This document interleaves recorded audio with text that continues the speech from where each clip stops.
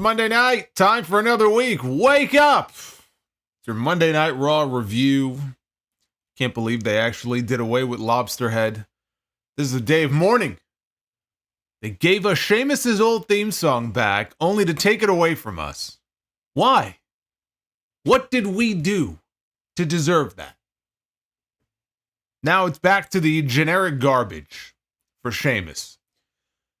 The Rhea Ripley, Liv Morgan, Dominik Mysterio soap opera continued tonight. Continued to be the focal point of the show. I sure hope you're into a good story here with these three, because if not, these shows must be torture for you. 7 segments by my count. 7 devoted in some way to Dominik, Rhea, and or Liv Morgan on this show. Most of them were entertaining. I liked the story. What we did not get a lot of tonight was great wrestling. We got a lot of short matches and we got a lot of half-ass matches because the emphasis was the stories. The emphasis was the build to SummerSlam, as it should be. And they did a good job with that tonight, I thought. Nothing wrong with that. I like stories, but I was really hoping when I saw last week that we were getting Sami Zayn one-on-one with Ilja Dragunov on this show for the Intercontinental Title. I was really hoping when I saw that they were going to be the main event of the show tonight. Even though I knew going in, I said there's no way that we're getting a clean finish in this match. There's no way that Braun Breaker is going to allow this match to go untouched. Even still, I was hoping that at least we would get that one kick-ass match tonight, given the talent that was in that ring, and we didn't get it. What we got from those two, for what those two can deliver in the ring together, was pretty pedestrian stuff. And so even that left me underwhelmed by the time this show was over. And again, a lot of very short matches, nothing matches on this show. So if you were looking for that, you were looking in the wrong place. But Drew McIntyre was on the show tonight. He has been suspended, as we know, by Adam Pearce. And he was invited to be back on the show tonight because CM Punk even wants him to be unsuspended so that he can get him in the ring, while Punk at the same time is still trying to get medically cleared. McIntyre shows up tonight. McIntyre remains suspended. It looked like he was about to get what he wanted, but he just could not bring himself to do the one thing that Adam Pearce asked him to do. Damn pride got in the way. He couldn't do it. And therefore, he still is unsuspended, or rather, he's not unsuspended. And we still don't know what's going to be happening at SummerSlam. Now, CM Punk is going to be back on the show next week. I still have every expectation that Punk is going to be cleared in time for the show, but this is the first time where I come away from one of these programs thinking, I don't know. Maybe not. Maybe there's a chance that Punk isn't going to make it. Maybe they're trying to get him cleared and he's legitimately not cleared yet, and maybe they're going to come really close to the wire. And that's why we're seeing Seth Rollins involved in this story all of a sudden. I'm not so sure. I'm not as sure now as I was a week ago. But I'm still going to say that we get CM Punk and Drew McIntyre at SummerSlam. I'm hoping. It would be a tragedy if we could not get that match at SummerSlam after all of this great build to this first match. We got another Wyatt 6 video.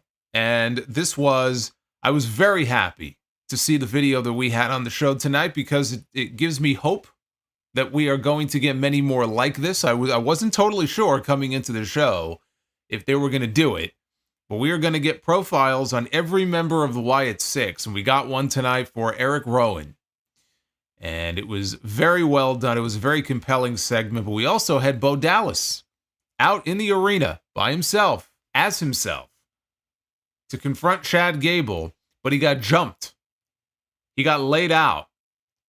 And we got our first real sign of what the match is going to be for SummerSlam. How could this not be a match at SummerSlam? What that match is going to be, and also what the Wyatt 6 are supposed to be positioned as on this show. The fans like them, the fans cheer for them, but that doesn't necessarily mean you're a babyface. After tonight, there can be no doubt about what the Wyatt 6 are supposed to be. And I also thought tonight, this was the best that Damian Priest has looked and sounded on the microphone since becoming the World Heavyweight Champion. This was his first face-to-face with Gunther On the road to SummerSlam, that is one of our championship matches coming up on August 3rd. They went face-to-face. This was the best segment with Damian Priest that we have gotten from him, because he's had some shaky segments. And my key critique of Damian Priest so far, I think he's done a fine job in the ring. I think he's done a fine job in almost every single way, except for the fact that a lot of his promos have been very bland. They've been very vanilla. There's just not a lot to them. Tonight, I thought this was exactly the kind of segment that we needed to get out of him. And it was actually a very good verbal exchange between the two of them.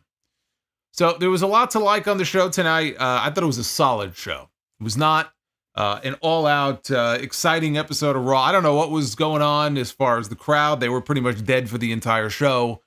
That didn't help. But I thought overall it was a solid effort tonight. And we're going to talk about it step by step and go through the entire thing, because this is your Monday Night Raw review.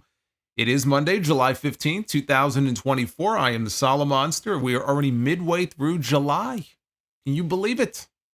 It's going to be August soon. Feels like August outside right now. Feels like August in here, too. I turned my air conditioner off just as soon as I went live. What was that, 5 minutes ago? 7 minutes ago? I already regret it. We're going to get through this, though. Thank you guys for joining me here on a Monday night. Do me a favor, if you would, before I get into this. Subscribe to the channel if you are new here. Hit that like button as well. You know the drill. And you know what we will do later on here in the stream if we get enough likes. 81,000 strong, by the way. Not likes. That'd be awesome. But 81,000 subscribers. We hit it last week. Thank you again for that. Super chats are open. There are some updates. You can check the description down below. We got a new super chat added, and I flip-flopped a few of them around, so go ahead and check that out if you are so inclined. Speak of the devil, look at that. Look what just popped up. Yes, that is not your imagination. That is Lucky Sperm, Kevin Nash on your screen. If you ever thought, man, I wonder what a sperm would look like dressed up as Kevin Nash with a goatee and shades, well, there you go. You don't need to wonder anymore. That is our new $7 super chat. Hey, David Thiering, thank you for breaking that one in. I am the learning Jesus tree. fucking Christ. And Thanks, guys. NWO Matt, as always, very kind with the learning tree. Thank you very much. Rhea Ripley came back at the end of Raw last week. Great closing segment, great reaction from Liv Morgan when she heard that music go off as she was about to plant a wet one on Dominik Mysterio. So I thought that was a great cliffhanger to the show last week. They ended with Rhea Ripley, and this week they opened with Rhea Ripley. She came out to the ring, and the crowd greeted her with chants of mommy. They were very happy to see her back. I'm sure Paul Levesque is very happy to have her back just in time for SummerSlam. The question coming into this show was, are they going to get her in a match on the SummerSlam card, or is she physically not there yet? Like Punk, is she just not ready to get back in the ring? They just wanted to get her back on TV. And if so, what does that mean for SummerSlam? So that was one of the big questions that needed to be answered here on the show tonight. They answered it here in the opening segment. Ripley said it had been exactly 3 months since she was in the ring, and it was due to Liv Morgan. And she said that Liv is running around with something that belongs to her, and she doesn't mean Dominik Mysterio. She says she would handle him later. She called for Liv to come out so that she could rip her apart. Instead, out comes Dominik Mysterio with a single black rose in his hand. And as soon as he started to speak, the crowd let him have it, started to boo. Ripley wouldn't even look at him. She would not even make eye contact with this kid. She turned her back. He was pleading with her. He was pleading with his mamacita. I could not have been the only one. I'm sure I was not the only one. Watching this segment, Rhea's got her back turned. She's wearing the black, right? It's like black leather, whatever it was. And Dominik is standing there, and he's got that mustache. He's got that stupid mullet. He's got the rose in his hand. You know, he's trying to make amends with his mamacita. And I'm watching this, and I'm hearing the word, and I'm thinking, this is just pulled out of the storyline from years ago with Eddie Guerrero in China. It's like I'm watching Eddie and Chyna in the ring right now. I'm sure this drew some inspiration from that. So Liv Morgan appeared on the big screen and apologized to everybody for her voice. She had a little bit of a raspy voice. She said that she had a long weekend in Mexico and has always been known as quite the screamer. She said that she originally tried to take Dom away from Ripley just as a way to hurt Rhea, but along the way she got to spend time with him and look into his eyes and kiss him. And she said it all became very real to her. Very real to a lot of people in this chat as well. Dom told Ripley that, look, it's not what it looks like. And Ripley ignored him, and she challenged Liv Morgan to face her one-on-one in the ring for the Women's World Championship at SummerSlam. Morgan said that she was not going to run, but Rhea said that she would know that she's not the same person. Liv said that she would finally beat Rhea and hoped to see Daddy Dom there as well. And Liv disappeared off the screen at that point.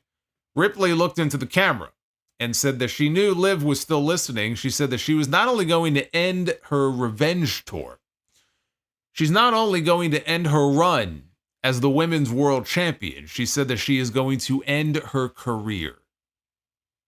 And the look on her face, she had that intense look like she meant it. So she went to go leave. Dom held the ropes open like a gentleman. She just looked at him, burned a hole through him, and he backed off. Ripley made her exit, and Dom was chasing after her with the Black Rose. We did get a segment after this in the back where Rhea was walking through the hallway. Dominik is still trying to, just pleading with her. She opens the door to the Judgment Day clubhouse, and she finds just like a bouquet of black roses and candles. And she's like, what the hell is this? And Dom is trying to explain that he's trying to make it up to her. So she goes in there, slams the door in his face. Damian Priest appears and asks Dom, he got a big smile on his face, like he knew. He knew this was coming. And he asked Dom if everything was good, and Dominik admitted that things were not good. Ripley opened the door at that point and then chucked some flowers in his face and then handed him something else. It was some kind of a, I don't know what it was. It looked like what was that thing anyway? It looked like a goat. I don't know what it was. It was some kind of statue of some kind. It looked like a goat or a donkey. I don't know what it was. So this was the first of many backstage segments like this this story played out throughout the episode. And I like the episodes like that when they have that one key story thread. It's an episodic show, so it just plays itself out throughout the entire show. This was the first of many segments that did not go the way that Dominik Mysterio was hoping that it would go. It was the first, it would not be the last. But I like the opening segment as far as Rhea came out there, and Rhea Ripley just has that demeanor and has that look and that sound in her voice, that bass in her voice when she talks about Liv Morgan, like she's going to murder this woman. And that's exactly the way that she needs to look and sound and feel, given everything, the way that things have gone down, the injury that took her out for 3 months. Liv Morgan is the reason why her women's world title run ended at a little over a year. Now the stuff with Dominik, and she's trying to take Dominik away from her. She's trying to infiltrate the Judgment Day. Rhea Ripley should be pissed off. She had her pissed off face on tonight. I like the intensity. We had Sheamus one-on-one with Bronson Reed.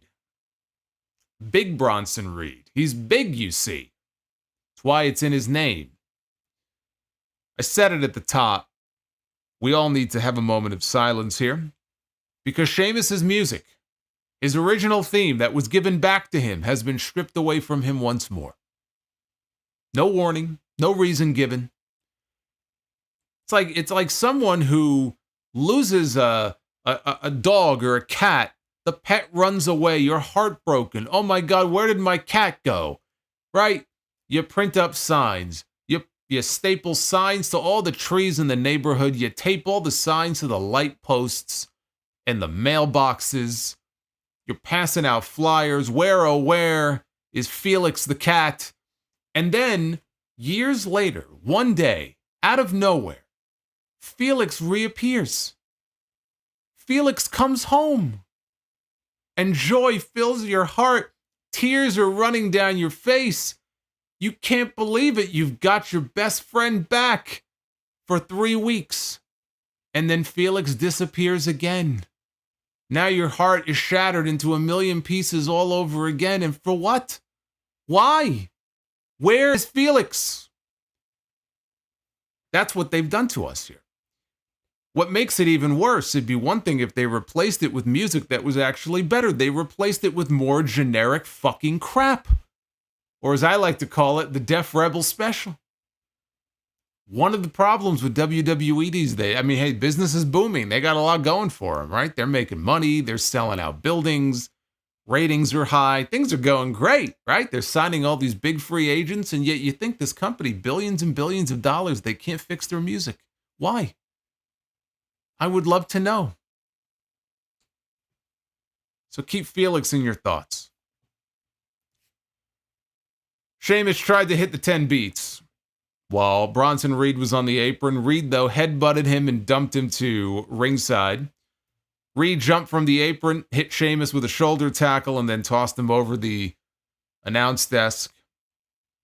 Reed went for a top rope moonsault later in the match. Again, you see a guy that big going for a moonsault, that will never not impress me. And the first person I ever saw do it was Vader. And Vader was bigger than Bronson Reed, but still, big boy to be coming off the top rope with a moonsault. It didn't connect.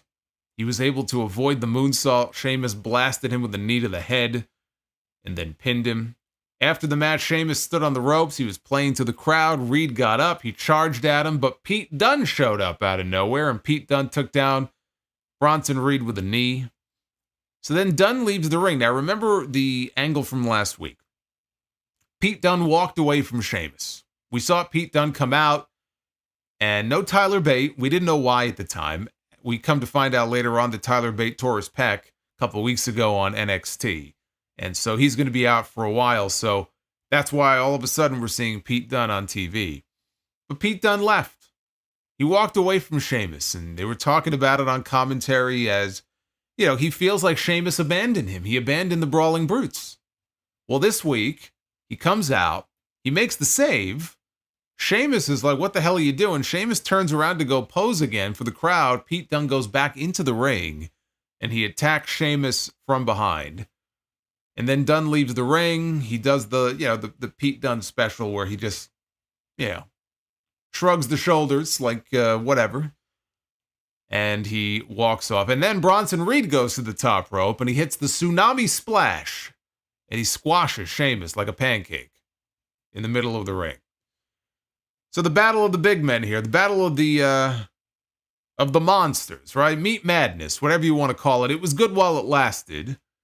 And Pete Dunne, Sheamus, that seems to be the direction now. Ludwig Kaiser's still out with the broken ribs. Sheamus and Kaiser was going to be the direction. It probably will be when he comes back, but they've shifted to Sheamus and Pete Dunne now. And I'm glad they're doing something with Pete Dunne. I mean, it would be very easy to just keep him on the sidelines while Tyler Bate is out. Happens, unfortunately, to a lot of tag team partners, or it has traditionally. But good for them to find something for him to do, and Pete Dunne as a heel, that's even better. Backstage, Rhea Ripley thanked Damian Priest for keeping things together as they were having a conversation in the Judgment Day Clubhouse. Finn Balor and JD McDonough were playing 2K24 on the big screen TV in there while Carlito watched. That's all they do every week. They play the fucking video game. I think they may be the only ones left. I stopped a while ago. It annoyed the shit out of me and I never went back. Maybe I will one of these days. But they're playing their video games here. See, the Undertaker was right. This generation is what they do. This is what they do. They sit around and play video games in the back. They don't sit around and play dominoes. They don't play cards. They're not drinking bottles of Jack Daniels like they're going out of style. You should see the interview that, it's not even an interview really, but Undertaker did a podcast recently with The Godfather. 2 hours long. They have the video up on the YouTube channel for the 6 Feet Under with Mark Calloway podcast. So I watched the video. I watched the entire thing. It took me about 4 days. I didn't watch it all at once. I swear to God, 90%, at least 90% of this podcast was nothing but stories about them drinking Jack Daniels. You would think that they brushed their teeth with Jack Daniels and they had a shot of Jack with every single meal on the road for 25 years. How they're alive, I don't know. Every single story involves Jack. Look, I got a bottle of Jack Daniels downstairs myself. But my God, the way they talk about it, you would think that they didn't drink anything but that. Instead of water, they just drank Jack. And that was it. By the gallon jugs. Every single story. It's amazing. Now they play video games. And they drink Woo Energy. Back then it was Jack and Coke. And when I say Coke, I don't mean, I'm not talking soda. So Rhea asked Damian Priest if he needed any help with Gunther or during his match with Braun Strowman tonight. Because, by the way, Damian Priest is wrestling Braun Strowman. That came out of nowhere. Priest said, "No, I'm good. I don't need anybody's help." And Rhea asked Priest, why is Carlito hanging out in the clubhouse? And Priest was about to tell her the story and explain why Carlito was there when Dominik showed up again. And he told Rhea that he was trying to reach her all weekend. And he just wanted her to hear him out. And Rhea asked him, what about the last 3 months while I've been out hurt? Where were you then? And she said that, were you too busy playing around with your new girlfriend? So Ripley stormed off, and then Carlito walked up to Dom and said, she's angry, huh? Carlito was the comic relief in these segments tonight on the show. We had Sonya Deville, who had Shayna Baszler and Zoe Stark in her corner, one-on-one with Zelina Vega. I should point out that there were some... It's a direction you can fuck. Yeah, I should point out that off is the direction that you should fuck. David Thering, thank you for the $23 super chat. With that, I can buy like a little bottle of Jack. Maybe I'll do that. What I was going to say is here, before this match with Sonya and Zelina, there were some segments that they aired in between. It had been 20 minutes. 20. Since the previous match ended. This match here was over in 60 seconds. Like I said earlier, not exactly a lot of wrestling on this show tonight. Vega hit a 619. Deville, though, distracted the referee as Baszler stomped on Vega's arm. Sonya hit her finish, which looked weak, and then pinned her. The heels attacked Vega after the match, but Lyra Valkyria, Kaden Carter, and Katana Chance ran out to run the heels off. Back to the Judgment Day drama. Dominik asked Priest why he didn't warn him about Ripley last week. Priest told him, look, I tried to tell you, but you were busy with Liv Morgan. And Priest said that Dominik lied to him about communicating with Ripley and about trying to end things with Liv. Jey Uso showed up, and he was all amped up about Rhea Ripley being back and apparently being single.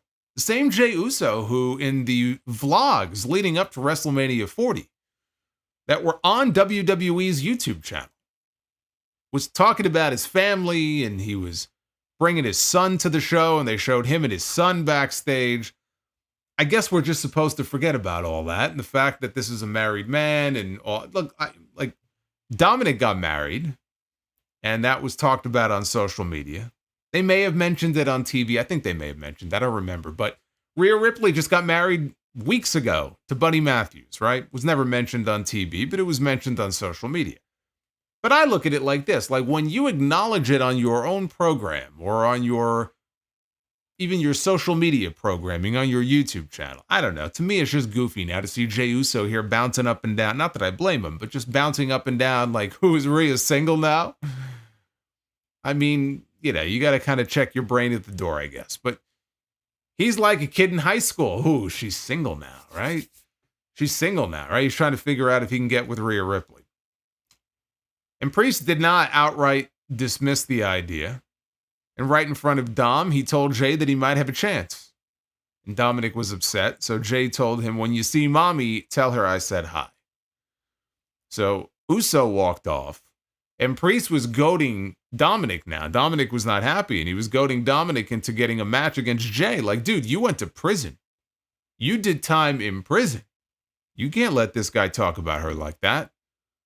And Dominik agreed, and he went to go get the match made. And Priest was very proud of himself. He was very amused with what he had just done. Chad Gable approached Adam Pearce and informed him that he had cracked the code. Are you ready for this? This was an amazing discovery here. This was actually a big moment here on Raw. We learned something unbelievable here in this segment. Chad Gable said that Bo Dallas was Uncle Howdy. Blew my fucking mind. Couldn't believe it. Gable also knew that Pearce met with Bo last week and wanted to know what they talked about. And Pearce said that was privileged. Was he a fucking lawyer? Gable wanted to know how Pearce would discipline him, and Pearce told him that Bo Dallas was actually here tonight, and if you want to deal with it, you should deal with it yourself. So Gable was upset with him for victim shaming or victim blaming, said that he would call out Bo Dallas tonight.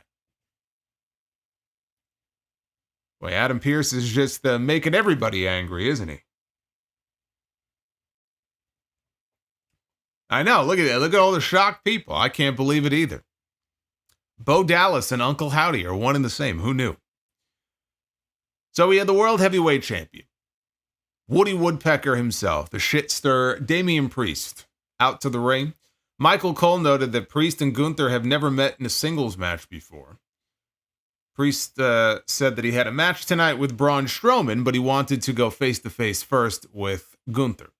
So Gunther made his entrance. He said that Priest is carrying the weight of the world while living out his childhood dream of being the World Heavyweight Champion. He said he made an honest assessment of Priest while he was away. He said, "You're not living up to it. Your reign has been nothing." He said he wanted to lift that weight off of Damian's shoulders, and Gunther said that Priest could save him the embarrassment. He just goes ahead and hands him the World Heavyweight title right here and now. So Priest said that while Gunther had everything handed to him in Europe, he was fighting for his life on the street. Now, he acknowledged something that Gunther had said in a video package they aired shortly before this. In that video package, Gunther said that he didn't grow up wanting this. You know, being here in WWE, being a WWE superstar, it's not something that, as a young fan, he grew up wanting to be or wanting to do. So here, Priest said that if Gunther is just around for the paycheck and it's not his dream, then he's not needed here. Which, you know, okay, I understand they're telling a story here, but I've heard people say that before. I've heard wrestlers say that before. It's such a bullshit argument. Like, oh, I grew up and this was my dream. You didn't come into this wanting to do this. You didn't come into this wanting to be a WWE superstar. You didn't dream to be a WWE superstar. Who gives a fuck? That's drinking the Kool-Aid. Oh, you have to be a WWE fan for life. You know, you have to live and breathe and dream for your entire life of being where you are today and scratch and claw to be a WWE superstar. Give me a fucking break. Gunther is a special kind of cat. He didn't have to grow. Oh, I'm sorry if Gunther didn't grow up expecting that one day, you know, I got to work for Vince McMahon. You know, I'm sure he'll push me. I'm sure he'll do right by me. You break. That's why I didn't want to ever see him on the main roster. Before he really got himself in shape and he shed the weight. I mean, he looks like a totally different person now compared to how he looked before.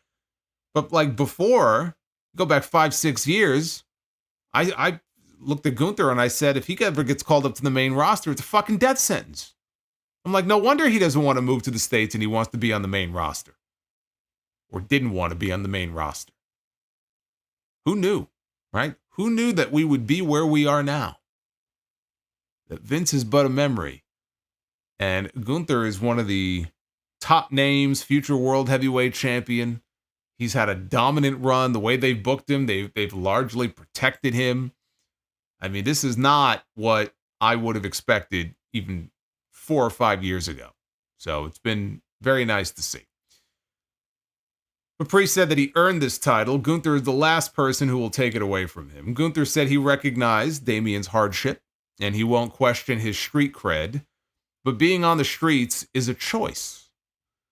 He told Priest not to blame him, that his parents didn't provide him with a good life, whereas his parents gave him everything.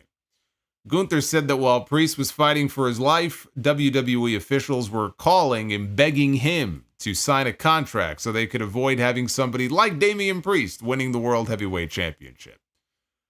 Gunther said that he was taking on the challenge of restoring the honor and prestige of the sport and the title. He said he doesn't understand why all the people don't love Damian Priest because they're just like him. And he said that no matter what Priest achieves in life, he is and always will be street trash. That was a pretty harsh line, actually. I thought that was pretty good. And Priest said, for someone who seems like they have so much clarity, Gunther can't see what's coming at him. He said Gunther can't see why he lost the Intercontinental title at WrestleMania. It's because he has no heart. And he doesn't know what it's like to fight for everything that he has. Priest said that he would remain champion at SummerSlam, and then Gunther would need to fight from the bottom for the first time in his life because he will have absolutely nothing. Priest said that maybe then everybody will find out if Gunther is more than just a boring, conceited, privileged scumbag. And the two of them came face to face. I thought that it was a very strong segment for Damian Priest, more so even than Gunther. Gunther goes out there. I think he's a good promo. He's not a great promo. I mean, he's had promos that I think can be considered great, but I'm not even saying that Gunther is a great promo. And Damian Priest has not shown to be a great promo so far during this title run. There's been something missing from a lot of these segments. Some segments he doesn't even seem comfortable. Like he's not fully in the role, like he's not feeling it, or the promos are just very wooden and they're very vanilla. This was the first time where I came away from it thinking, you know what? I think he knocked it out of the park this time. I thought he did a really good job. Gunther played his part fine. I thought the street trash comment, I thought Priest was going to start throwing fists. I mean, if I had to change one thing, as soon as he called him basically gutter trash, that's it. Like he should have been throwing fists with this guy at that point. He shouldn't. The talking is over at that point. But the talking kept going. But overall, I actually thought this was a very good segment. It was the kind of segment that he needed here. We got a few more weeks to go before SummerSlam. We needed at least one really good verbal exchange between these two. I don't know if this will be the only one. I don't know if they're going to have a contract signing segment the week before. But I thought this was very good. Now, backstage, Adam Pearce was speaking with Jey Uso, and he booked him in a match against Dominik later in the show. After Jey walked away, Braun Breaker showed up, and he complained about Ilja Dragunov getting an Intercontinental title match tonight. And Pearce stood his ground and pointed out that Braun lost his title match at Money in the Bank, and added that Sami was the one who approached him about the match tonight. Breaker threatened to interfere, and Pearce said, well, I assume that's what you had in mind. And he called for security. And Breaker said, I know my way out. And he walked away. And then Pearce told the security guards to make sure Breaker left the building. Why is it that every single week on Raw, on SmackDown, on NXT, on Dynamite, on Collision, every single wrestling show between WWE and AEW, if I were a security guard, if I work security for a living, anywhere in this country, I would be infuriated at the portrayal of security guards on these shows. These are the most inept, useless people on wrestling programming every single week. Yet another example of it here tonight. These security guards had one job. Their job was to escort this man out of the building and make sure that he did not return to interfere in the main event later in the show. Right? You only have so many entrances and exits around the perimeter of the building. How difficult is it to put a man on each door and make sure that this man does not get into the building? What does that say for the safety of the people in the building if these people can't do their job properly? That's why I call them fucking geeks every single week. I'm just saying, if I work security, I would be so angry at the way they portray that. You would think that these people are the dumbest people on the face of the earth. So we were almost midway through this show. Maybe, I don't know, maybe like 80, 85 minutes into the show. We had less than 10 minutes of wrestling up to this point. And I have to point it out, like, as strong as the stories have been, and I've largely enjoyed these story-driven shows that they've been giving us. But I used to point it out with WWE when the stories were not so good, and we barely got any wrestling, and even in AEW sometimes. You know, we've had that issue before too. We get more wrestling generally on those shows, but when you have a show 2 hours long, 3 hours long, and you have 10 minutes of wrestling, and you're almost 90 minutes into the show, I mean, that's fucking ridiculous. We had Damian Priest one-on-one with, you know what? Maybe that's a big part of the reason why the crowd was so quiet tonight. You know, you go to the building and there's only so much talking that you could sit there and listen to. You want action. You got to have some action. I don't need just mindless matches up and down the card, but if you're sitting in the building, because I saw, you know, some people were complaining also about the crowd tonight and comparing it to the international crowds. I mean, there is no comparison. The international crowds are so much better. I mean, they embarrass us. They embarrass this country every single week. But a crowd like they had tonight, now, I believe they were in Dayton, right? They were in Dayton, Ohio, because I thought I heard something about the Nutter Center. So the Nutter Center, by the way, I will always remember the Nutter Center as the site of the very first King of the Ring pay-per-view in 1993. The first pay-per-view they did for the King of the Ring, and the best King of the Ring that they have ever done, was at the Nutter Center in Dayton, Ohio. I think that's where they were tonight. So I don't blame the crowd. Crowd was fucking dead for most of this show. I could see why. Not even 10 minutes of wrestling in the first 90 minutes of the show. Damian Priest, one-on-one with Braun Strowman. This was a non-title match.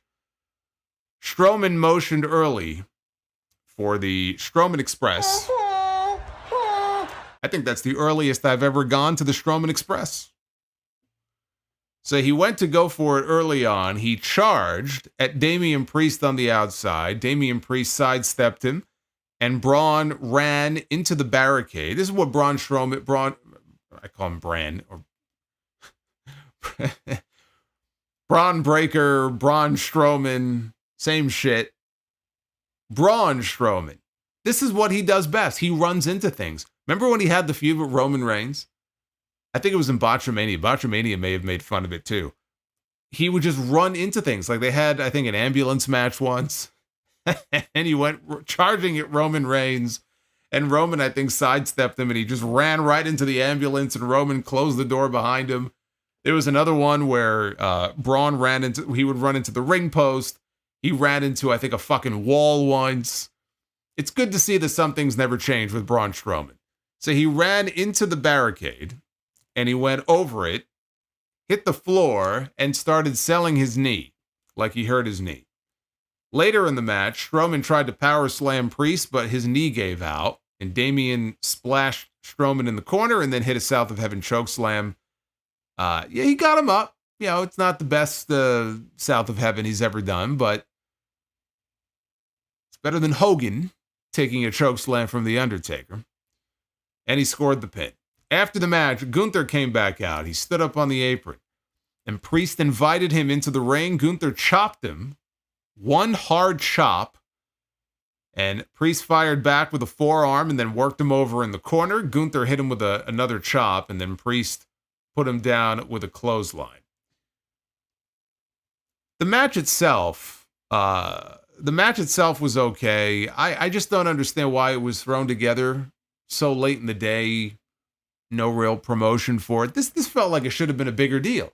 Even though it was a non-title match, it just felt to me like it really should be a bigger deal. Braun Strowman against Damian Priest is kind of a big match, right? Literally two big men one-on-one. And it was just thrown together. I'm not even sure why it needed to be on the show. You already promoted Priest and Gunther in their face-to-face. So I'm not even sure why they chose this week for the match and just threw it together like that. Footage aired. Say goodbye to the Strowman Express there. Footage aired of Chad Gable eavesdropping on a conversation at a gym with Maxine Dupree, Otis, and Chad Gable. They were talking amongst themselves. The other members of the Alpha Academy were. Maxine was talking to Otis and Gable about helping out, or Tozawa, not Gable, Tozawa. So Gable joined in. After eavesdropping a little bit, he joined in on the conversation because he had overheard Maxine telling Otis and Tozawa about helping out a friend, and he just assumed that they were talking about him. They had finally come around. They were going to help him. He needs their help, right? Against the Wyatts. So Chad Gable comes in and he says, man, it sounds like you guys came around. And Tozawa says, I don't know what's going on here. I don't know what he's talking about. Gable said he figured out that Uncle Howdy is Bo Dallas. And Maxine said, we already know that. And Gable said that he was going to call out Dallas tonight. He said he would have his crew by his side just like old times. Maxine said, look, we weren't talking about you. Xavier Woods then showed up. And Maxine said they knew Kofi Kingston would be gone for a few weeks, so they wanted to team up with Xavier Woods to take on the Final Testament. Gable asked if they were serious, and Otis got in his face and said, oh, we're serious. And Gable said that it was pathetic, and he stormed off. Shayna Baszler and Zoe Stark, with Sonya Deville in their corner, taking on Kaden Carter and Katana Chance, who had Lyra Valkyria in theirs. I am the learning tree. Thanks, guys. You're welcome. You know what's been announced for Dynamite on Wednesday, the 250th episode of Dynamite? TB Time with Chris Jericho. TB Time with the Learning Tree is coming up on Wednesday. Oh, joy. I can't wait. We were a minute into this match here between Baszler and Stark, Carter and Chance. They went to a split screen while the match was in progress to show us a really quick commercial, a trailer for the new Twister movie. There is a sequel out now to the movie Twister. When did Twister came out in like 1996, I think, right? I'll give you one guess as to what the name of the new Twister movie is. Twisters. I wonder how many marketing executives sat in a fucking room and came up with that one. Let's just add an S to the end of it and we'll have our sequel. It's genius. It's a brilliant idea. Somebody gets paid $250,000 a year to come up with ideas like that. Depressing, isn't it? So they come back from the Twisters trailer, which hits a little bit differently, to be honest with you, when all you hear about these days are these horrible fucking storms. Like, seriously, you hear these hurricanes that are just wrecking shop everywhere, and they have twisters, and they have tornadoes. I don't know. Like, I don't necessarily get a whole lot of pleasure out of watching those types of movies anymore because I feel like we're living it. I feel like we're living in a fucking simulation these days. But like the storms are just getting so much worse. It's like, I don't know if I need to go see a movie about it. I don't know that we necessarily need that. But anyway, so they come back from that. Like I said, the match is still going on throughout this entire thing. And then maybe a minute later, they go to a regular commercial break. So like this fucking match. And I think the match went like 8 minutes or something, but it was just butchered because all they kept doing was just breaking into it for just bullshit. So the baby faces shined for a little bit after the break, but after some interference by Sonya, Baszler and Stark hit their double team elevated knee strike on Katana Chance for the win. Twister 2, do the twisted. You know what? That might have been a better title, actually. That's not a bad idea. Back inside the Judgment Day clubhouse we go. Finn Balor and JD McDonough said they wanted to address the elephant in the room regarding Liv Morgan helping them win the tag team titles. And Rhea Ripley said, look, don't worry about it. Liv played her games. They didn't work, but the tag team titles are back where they belong. And now it's her chance to get her title back. Here comes Dominik Mysterio. Interrupts again. Said that Jey Uso was talking out of line about her, so he went to Adam Pearce and got a match made. And Rhea said, why are you picking a fight with Jey Uso? And Dominik said, well, I can go back to him and get it canceled. And then she says, well, why? Are you a coward? Are you afraid of him? This fucking guy is being pulled in so many different directions. I feel badly for him. I really do. Like, he's done nothing wrong here. He thinks he's doing the right thing, and everything he does just turns to shit and gets thrown right back in his face. What's going to end up happening at the end of the storyline is he's going to cut them both loose. He's going to say, fuck you and fuck you. And that's going to be the end of it. Because he can't take it anymore. You two are out of your mind. You two ladies are whacked out. So Dom said that he wanted to show Jay and everybody else that mommy still belongs to him. Ugh. He fucked up again. Rhea did not like that. Said, what did you just say? And she walked off. He tried to backtrack. Didn't work. Carlito walked up and said, dude, not cool. Then we had Drew McIntyre. He was out next. Adam Pearce called him to the ring, and Drew came out with a smile on his face. You know, of late, he's been a very angry man. He needs therapy. He needs better help, is what he needs. But he came out tonight, and he was all smiles. He was in a very jovial mood. He knew CM Punk was not there, because Adam Pearce told Punk to stay home. And Punk agreed he would not be on the show tonight. Crowd chanted for him anyway. Pearce said that they were on the verge of something special. And he said the fans all wanted to see the match between Drew McIntyre and CM Punk. He said Punk was home right now at his request, trying to get cleared because he wanted to. And he asked McIntyre if he wanted the match. And McIntyre said he wanted it more than anything in the world. And Pearce said that they needed to leave the pettiness and the irrational behavior behind.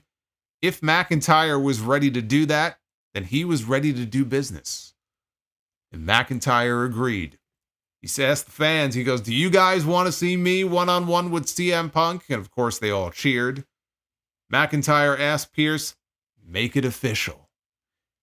And before Adam Pearce could do that, he said, there's just one thing that I need you to do. And he called two referees into the ring who were standing on the outside. One was Rod Zapata, who I think was the referee for the Priest title match, actually, at Money in the Bank. And the other referee, I didn't get the full name. I think it was Giovanni something or other. But anyway, he called them into the ring. He said that McIntyre did not deserve what happened to him at Money in the Bank, but neither did these two referees. And he wanted McIntyre to apologize to them. And McIntyre looked at them, and instead of just saying, look, I apologize. I'm sorry. I was all wound up. I lost my head. I didn't know what I was doing. Please accept my humble apology. And then he could have had his match at SummerSlam. He would have gotten exactly what he wanted. But he couldn't bring himself to do it. And he wasn't sure why he had to apologize to these two. Pearce said that they put their bodies on the line and they were disrespected. And McIntyre didn't like this, but Pearce reiterated that he needed to apologize, and the crowd chanted, say you're sorry, and McIntyre said, no, I'm not going to apologize. And now he's pissed. So he was in a good mood, now he's in a terrible mood, and he said that he kept getting screwed. He did his best Bret Hart here. He goes, I keep getting screwed, and nobody does a goddamn thing about it. Oh, that's the wrong promo. I'm sorry. That was 1997. But he's talking about how, you know, he's getting screwed around, and it's all happened on Adam Pearce's watch. Punk screwed him over again. He sat cross-legged like an idiot on top of the table.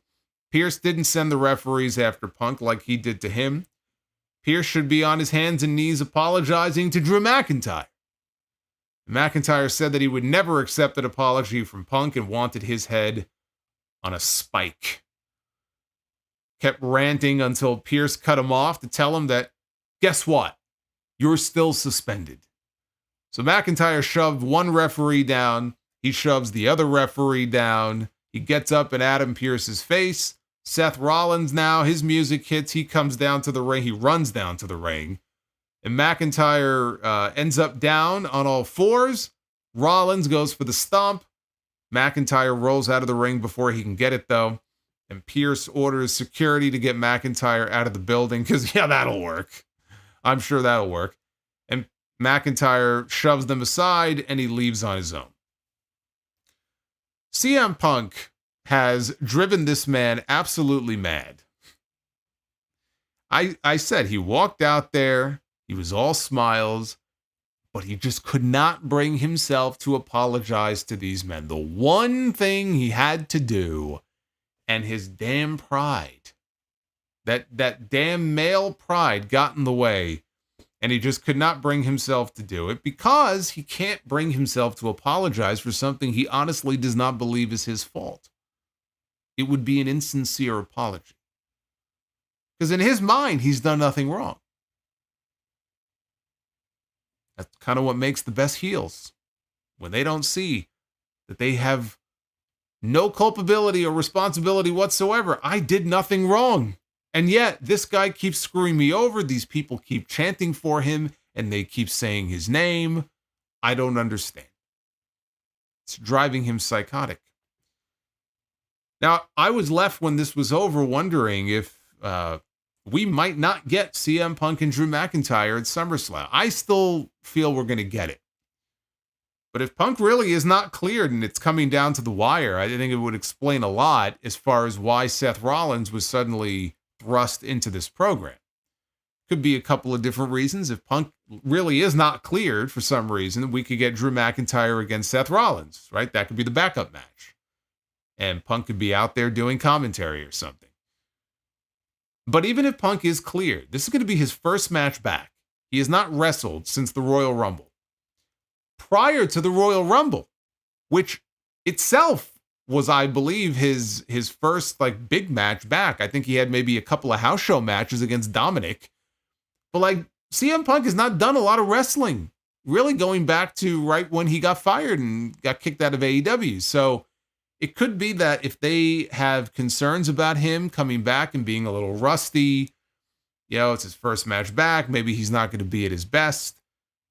It's smart to involve Seth Rollins in some way. That does not mean it would have to be a triple threat match. That's where the whole special referee idea came from that I mentioned a few weeks ago. Just him being involved, could take some of the attention away from it just being, CM Punk's return. How does he look in the ring? Rollins being in there maybe could shift some of the attention away from that if the concern is that Punk may not be 100%. He may not look his best. He's got some cobwebs to shake off. That could be part of the calculus as far as involving Rollins in this whole thing. Now, Punk is going to be back on the show next week. I'm still expecting that we're going to get the announcement that he's been cleared. And he's going to basically beg Adam Pearce. He's going to say, look, I've gotten my clearance. I've been waiting months for this. You've got to give me this match. Give me what I want. I want Drew McIntyre. And that's how ultimately he gets the match. I just can't imagine that we don't get that first match at SummerSlam. It would be a real shame if they can't do that match in that stadium on a big show like SummerSlam. It's been building for so long. And we've seen Punk now back on TV getting physically involved in angles. For him not to be allowed to work a match would be a real blow to that show. Because that will be one of the main events. Honestly, in the eyes of a lot of people, I think, when it comes to this year's SummerSlam card, that may be their main event.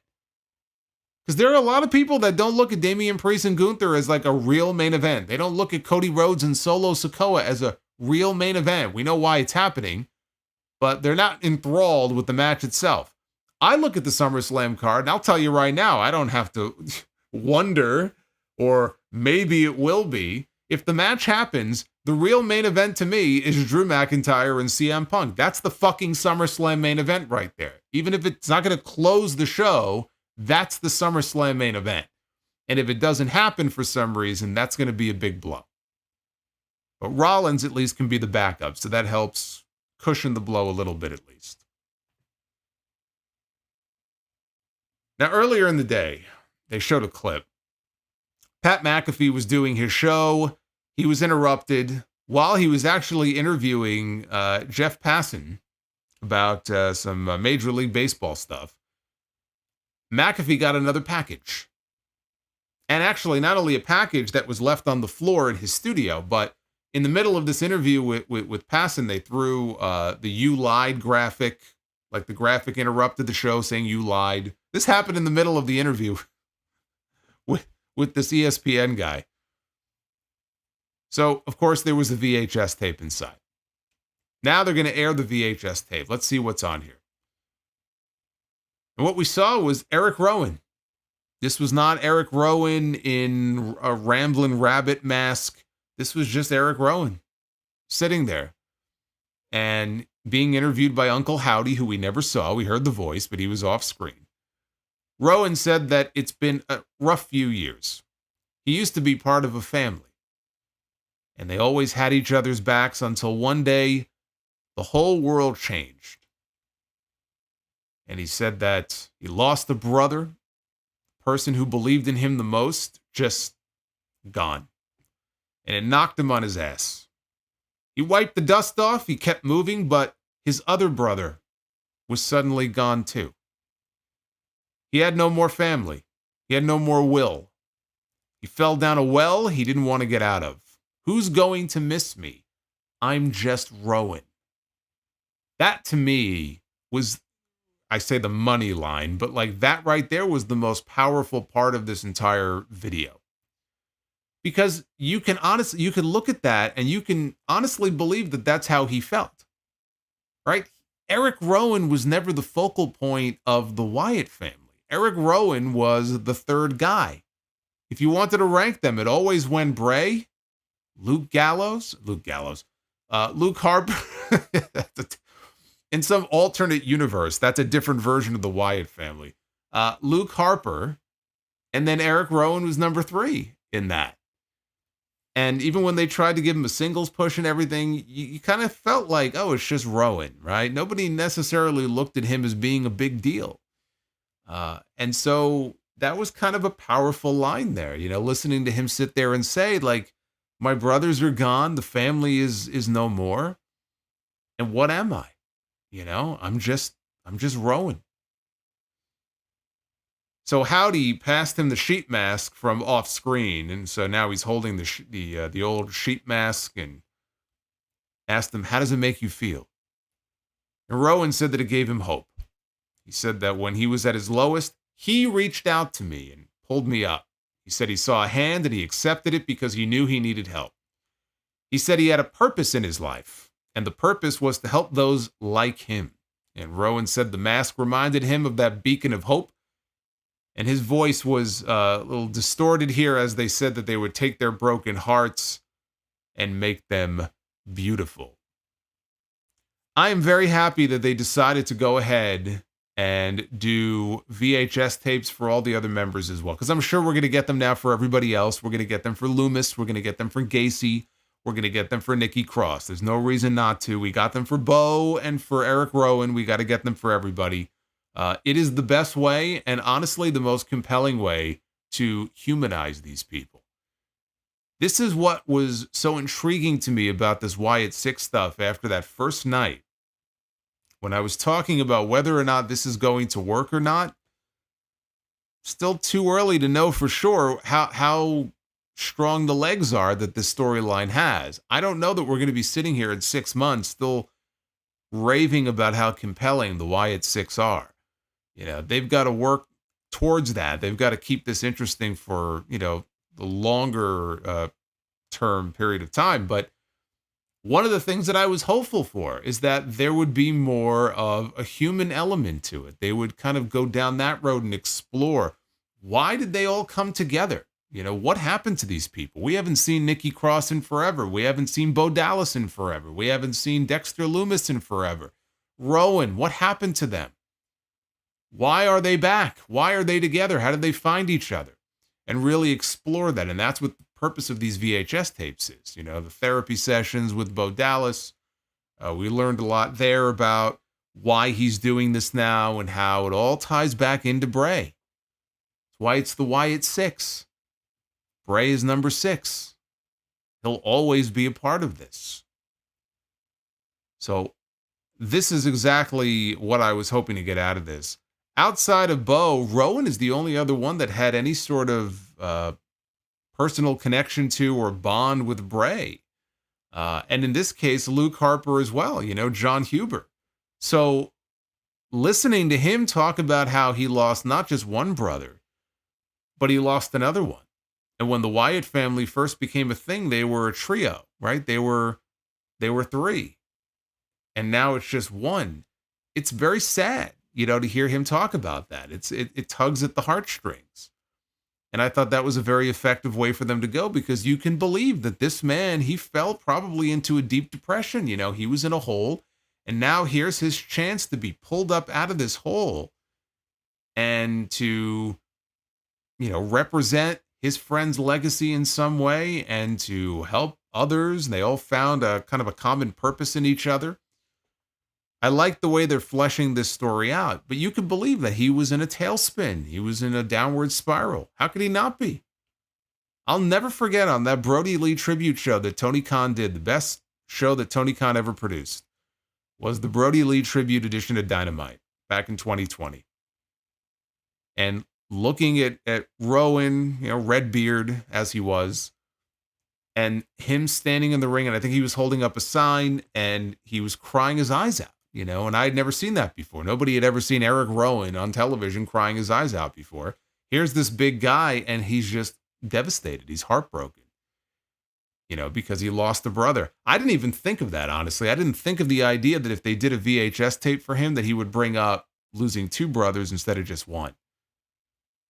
Because he's really the only one who could have related that. And that just made it that much more impactful. So this was very good and easily the most compelling promo of Erick Rowan's career. Because it is playing, unfortunately, off of real life events. The other thing also is that this and the segment that I'm going to get into later with Chad Gable clearly establishes that the Wyatt 6 are a babyface faction. Fans were cheering for them anyway, but we didn't know who they were going to go after first. We probably should have picked up on it when we saw them going after Chad Gable, but if it wasn't clear before, it's pretty much clear as day confirmed now that they're going to be a babyface faction, despite the fact that on their first night in the company, they massacred about half a dozen people. You know, wrestling fans are a very forgiving bunch. You could show up on night 1 and slaughter a whole locker room full of people and innocent bystanders and get cheered for it. So there you go. There was a time in wrestling, you know, many years ago where you do that and you might be the heel. But not today. Jey Uso. One-on-one with Dominik Mysterio. Dominik attacked Jey during his entrance and showed some anger over what he said to Rhea. He's got to show Rhea that he means business here, right? He's sticking up for his mamacita, so he's got to show a little more fire here. He's got to show some of that Latino heat. So he's going after Jey Uso. Jey in this match, you know, it was typical Jey Uso match. I mean, he had his usual offense. I don't know, something about this match. I didn't think he looked great tonight. It just felt to me like he was just going through the motions. Jey set up for a splash, but Liv Morgan entered and pulled Dominik out of the ring to safety. And Dom sees her and is like, what are you here? I don't want you here. Leave me alone. Jey comes in with a sliding drop kick, kicks Dominik in the back, and of course, he falls forward again on top of Liv Morgan on the ground. This man has been on top of Liv Morgan more than any other man that this woman has ever been with in her life at this point. And so now she flips him over, and now Liv is mounting Dominik. Tough day at the office here for Dominik. She's on top of him, and apparently he is powerless to do anything about it. I mean, this woman is tiny. I mean, He could literally throw her off. But he is powerless to do anything about it. Rhea Ripley's music hits. Out she comes. Liv Morgan bails through the crowd, up the steps. Rhea standing there looking up at her, basically same as what we saw at the end of the show last week. And she goes over to Dominik and tells him, get back in the ring and finish what you started here. As soon as he gets back in the ring, Jay comes off the ropes, hits him with a spear, goes up top, hits the Uso splash, and gets the pin. After the match, Jay is looking at Rhea Ripley outside the ring, and he's making the phone gesture, like, call me. And she kind of smirked at him, and then she walked off. Apparently, there were no countouts in this match. I must have missed the announcement. There were no countouts because Dominik was on the outside, had to be at least 60 seconds. Last I checked, the count in WWE, I know in Japan it's 20, like in New Japan. In WWE, I think it's a 10 count. Correct me if I'm wrong, but I think it's a 10 count, not a 60 count or a 90 count. That's how long he was outside the ring for. And the referee saw this, but apparently there were no countouts in this match.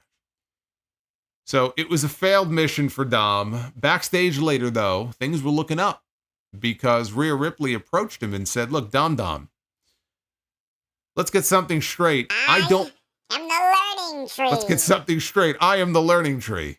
Thanks, guys. That's what Rhea Ripley said. I would have busted a gut laughing if she said that. Dom, let's get something straight. I am the learning tree. Now, she said, let's get something straight. I don't belong to anyone. I'm not yours. You're mine.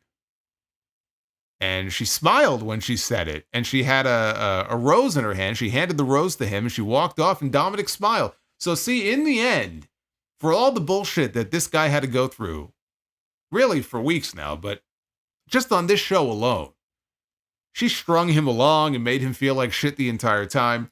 In the end, it all worked out for Dirty Dom. And he had a big smile, unless she's stringing him along now too, but he had a big smile on his face, like everything came up aces for him. Everything else doesn't matter. It all worked out in the end, until next week, where it'll all be fucked up once again, I'm sure.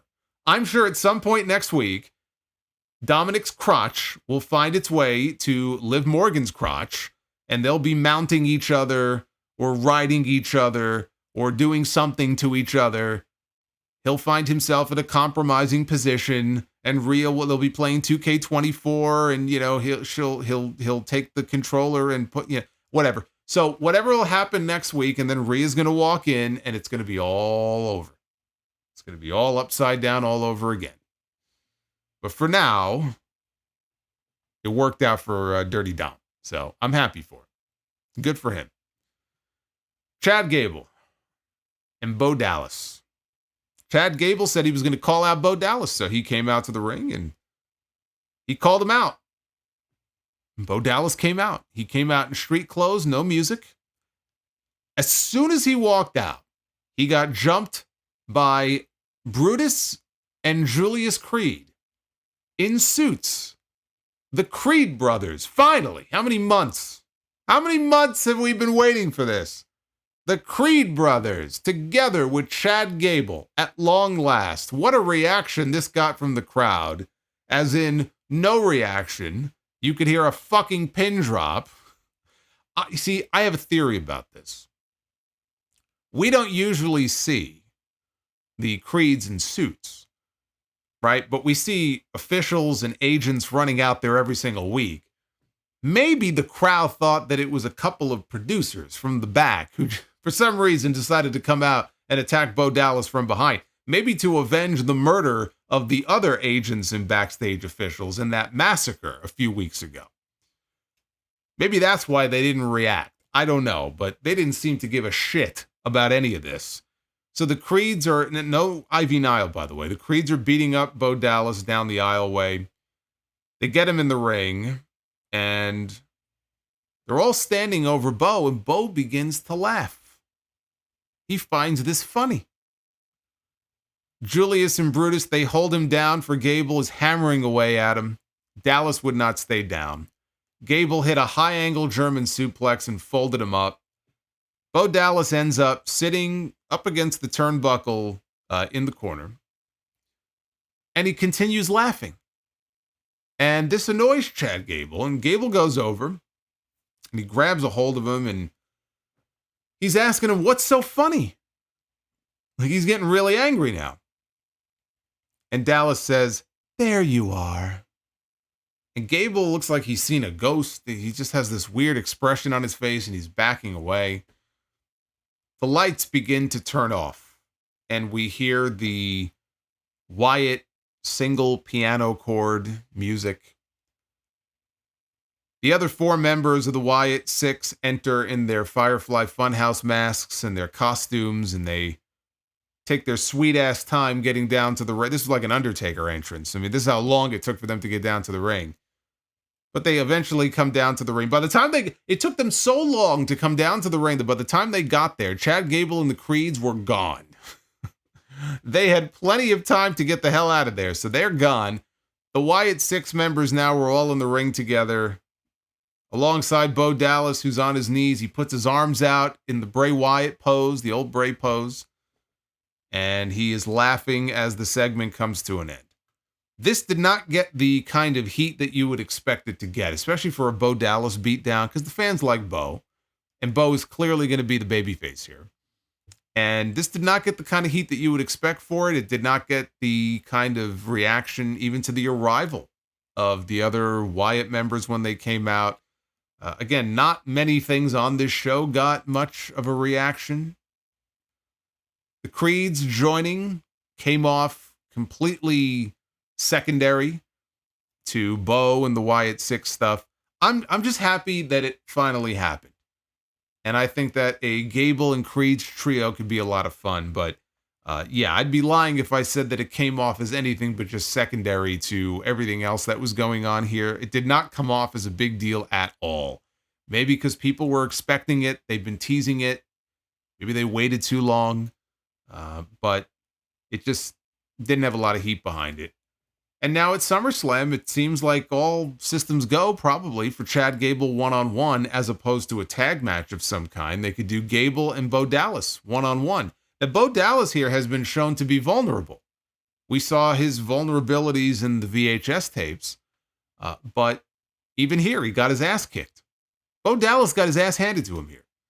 And so I wonder if the idea is that Bo Dallas is a vulnerable, regular human being. Uncle Howdy is something a little bit different. And if he wrestles as Uncle Howdy at some point, maybe he'll wrestle as Uncle Howdy in the mask, at SummerSlam. Uncle Howdy is this unbeatable force. I wonder if they're going to play it that way. Where when we see Bo, not that he's going to be a loser all the time, but, he'll be more, I say human, but you know what I mean. He'll be more human in that way. Uncle Howdy, though, maybe they'll treat him where when he's got the mask on and he's out there, he just looks different. He wrestles different. He moves different. And you can't beat this fucking guy. Maybe they'll handle it in that way. Kind of like the tale of two cities between them. The main event on this show was for the Intercontinental Championship. Sami Zayn defending the title one-on-one against the Mad Dragon, Ilja Dragunov. When they first announced this match, I had high hopes, even though I knew we were not going to get a clean finish. There was a 100% chance that we were going to get Braun Breaker interfering in this match. So I knew that coming in. And despite that, I said, you know what? This should be really special between these two. We've had Dragunov have time to have some really quality matches here on Raw in the last few months. What we got from these two, unfortunately, was, and maybe my expectations were just too high, very paint-by-numbers stuff. It wasn't bad, but especially when I saw they gave them the main event spot on this show, I said, well, okay, we're going to get a fuck finish, but give them a solid 15, 20 minutes. They go out there, right? It builds, the crowd gets into it, and we could have a really fun match here. That's not what we got. This was not the match. This was not the crowd. It just did not go. Neither of those things were clicking here tonight. Zayn early on performed an Arabian press out onto Dragunov on the floor, heading into a commercial. Later on, he hit a blue thunder bomb for 2. Dragunov came back and set up for the H-bomb, but Zayn put his boot up to cut him off. Dragunov rallied and hit Sami with a missile drop kick and then went up top for a senton, but Sami got the knees up. Zayn hit Dragunov with a haluva kick, but it sent him outside the ring, so he went out after him. And he tried to roll him back inside when who should show up but Braun Breaker. Now, Braun Breaker didn't hit the scene out of nowhere. They cut to the stage, and he's walking from, like, around the side of the stage. And now he's just casually walking out there, and, you know, he's coming down the aisle. Now he's building up a head of steam. And he's building up some speed. He comes charging around the ring. Zayn is standing right there next to Dragunov. Here comes Braun Breaker. Sami manages to get out of the way, and Dragunov did not. And so he took the spear. Now, Michael Cole said Breaker split Dragunov in half, ignoring the fact that he actually speared him in the knees. It actually was probably the worst looking Braun Breaker spear. I don't know how Dragunov took this, but it sounded like Michael Cole maybe was reading from some prepared remarks in his script. Like he was supposed to cut him in half. That's not what happened here. But down he goes. So the referee threw the match out. Zayn fought Breaker, slammed his head onto the announce desk, and then he rolled Braun into the ring and followed him in. Breaker suplexed Sami, and then ran the ropes a few times and speared him, and then Braun Breaker was the last face that we saw at the end of Raw tonight. He was left standing tall to close out the show. Adam Pearce is not going to be happy about this. These security geeks had one job, and they failed. They failed to keep Braun Breaker out of the building. Now, you would think, because this man just constantly ignores what Adam Pearce has to say. Adam Pearce suspended Drew McIntyre, and I know he put his hands on the referees, fine. But he suspended Drew McIntyre. Should Braun Breaker not be suspended? You would think so. Not only is he not going to be suspended, he's going to end up getting an Intercontinental title match at SummerSlam, right? We all know that's where this is headed. He's going to get an Intercontinental title match with Sami Zayn. They'll probably add Ilja Dragunov to it. They should. He had a title match tonight. He got fucked over. Why should he not get a rematch? So it should be a triple threat match. And I think that's exactly what we're going to get at SummerSlam. And it's going to be a great match. All those expectations I had for Sami and Dragunov tonight, I'm going to apply it to that match because that's going to be great. And probably where Breaker ultimately wins the title. But how is he going to get around this, right? Is it just going to be that Sami Zayn goes to him and says, no, give him the shot. I want him to get the shot. Like, is that how it's going to work? How is Adam Pearce going to explain this one away? We'll find out. Overall, though, solid show. Solid show. They did move the key stories along for SummerSlam. Drew McIntyre is still suspended, so we don't know yet what the status is. Man, I'm choking to death here. I'm still suffering. I'm better than I was on Friday, but I'm still suffering here. So just bear with me. I'm not out of the woods yet, but I am feeling better. But yes, we still don't know the status of Punk and McIntyre, but probably going to happen at SummerSlam. Dominik and Rhea back on the same page, at least for the time being. We'll see if that holds. And we know we're getting Rhea and Liv. We do know that. And we know Dominik is going to be involved in some way, either in an official capacity or he'll just come out during the match. We know he's going to factor into that match in some way. But we have the match official. Rhea is going to wrestle Liv at SummerSlam. The Wyatt 6 stuff this week I thought was very good. So there was enough going on here on this show that it was, I thought, overall a solid effort here on Raw. Let's take a look at the Twitter poll. What did you think of Raw for July the 15th? 72% of you have given this show a thumbs up score, 18.5% thumbs in the middle, and 9.5% thumbs down. with over 1,000 votes in. What is the alcohol by volume on that water that I'm drinking? Oh, I'd say it's about 8.5. 8.5%? This is some mighty fine water here. Go ahead and vote at Solomonster on Twitter. It smells like 8.5 too. Oh my goodness. This show was not 72% unless you don't like in-ring and enjoy the judge. You know, some people are really enjoying the Judgment Day story. They love all the Judgment. Here's what I want to know. Once the Judgment Day splits and is no more, what is this show going to look like? Because they're all over these shows. I don't think they can split them up.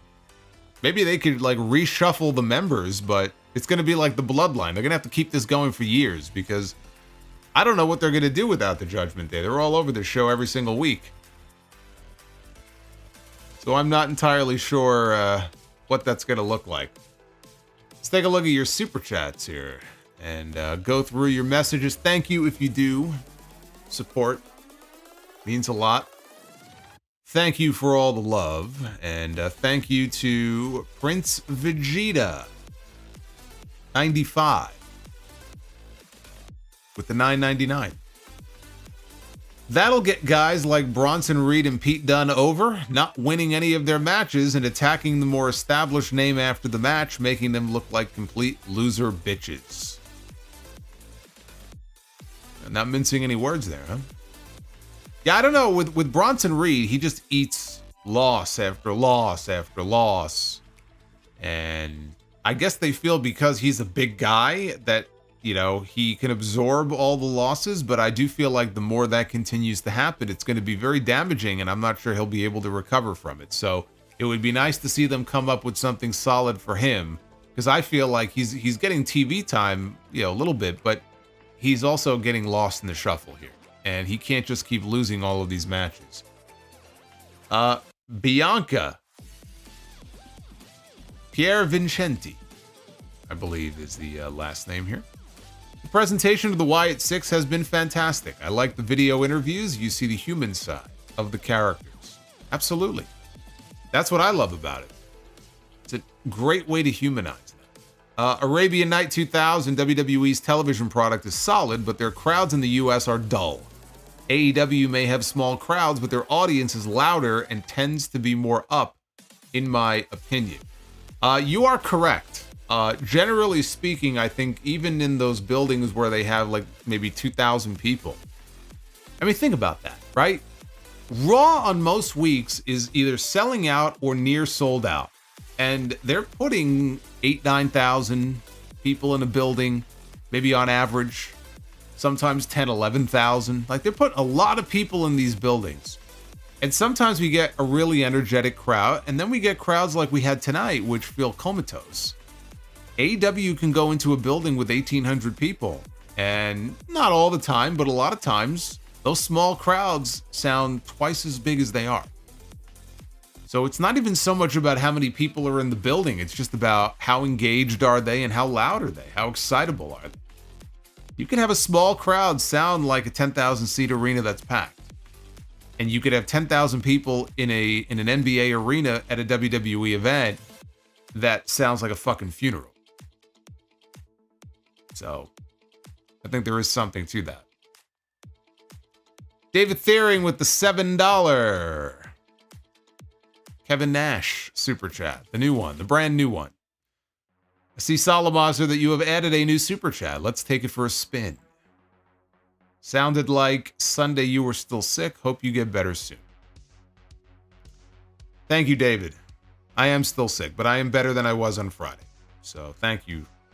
Thank you for the concern. Thank you for checking in on me. Jerome Eugenio, ready to listen to your review and hope that you are feeling better. Thank you, Jerome. NWO Matt, that Rowan promo broke me. Well, that was the point, man. That means it succeeded. It was trying to hit you right in the chest, you know, right in the heart. And you know, he's he's been through a lot too. You know, he's lost a couple of really special people in his life. And if he can tap into that and, you know, it adds to the story that they're trying to tell here. Again, they're doing this in part to pay tribute to Bray. So everybody involved wants this to work. They want this thing to be a success. I don't think they want to bring these characters to life, you know, or bring them back to life and do him a disservice and have an angle that sucks and fizzles out in 3 months, right? They want this to be a success. So I hope it all works out. Prince Vegeta says, after 15 years in WWE, shouldn't Sheamus have enough pull to say, don't change my fucking song? Just like when Randy Orton didn't want his to be changed. Well, that's Randy Orton. I mean, they changed the fucking wellness policy rules because of Randy Orton. It's the Randy Orton rule, right? The whole 3 strikes thing. Please. Randy Orton's had a lot of people sticking up for him and making exceptions for him throughout his career. Sheamus is not Randy Orton. There's got to be some kind of a story behind it, though. There has to be. It can't be a rights issue, because if it was a rights issue, they never would have brought it back in the first place. The fact that they even brought it back means that if there was some kind of an issue, they fixed it, or if not, there's a deal to be made. And if so, I wish they would just fucking make it and just use it and leave it alone. People were very happy to hear the music again. Sheamus was the one who was lobbying louder than anybody else. I don't understand it. I would love to know the reasoning behind it. Dark Effect. Very rarely has a promo spoken to me like Rowan's did tonight. Who would miss me? Wow, that hit home for me. Really glad to see more of a human side to the Wyatt Six. If they continue this route, I am sold.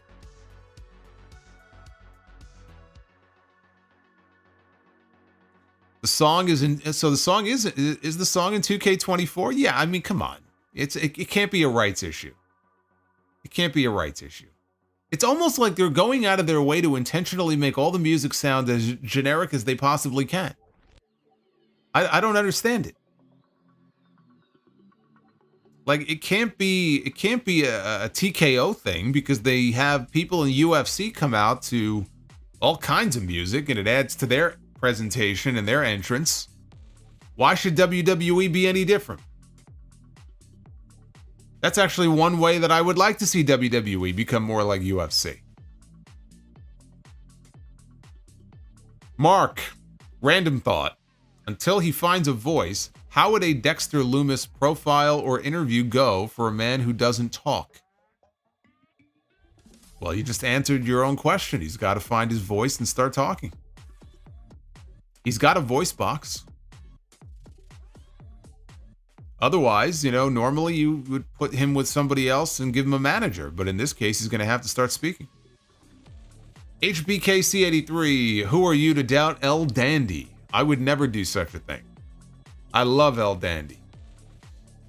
Josiah Ball, thank you for the $2. David again with the 23. It did not make me happy solo either to see Sheamus's music change tonight.